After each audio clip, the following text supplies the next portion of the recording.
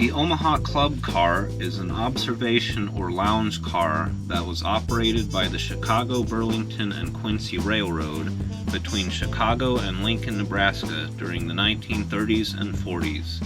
It was built in 1927 and retired in 1961. In 1934, air conditioning was added, which consisted of placing blocks of ice underneath the car and blowing fans upward. The car had heat, air, and electricity as long as it was moving. The carpet, furniture, and light fixtures are original. Prior to World War II, this was an open lounge with assigned seating elsewhere in the train.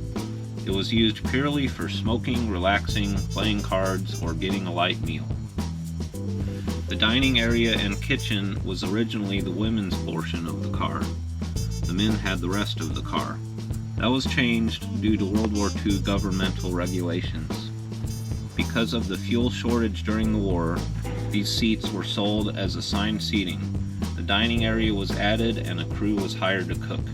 The railroad was not allowed to use the car only as a social car.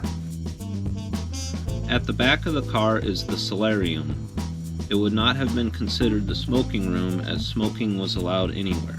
This was the sun porch and was originally this shade of aqua blue.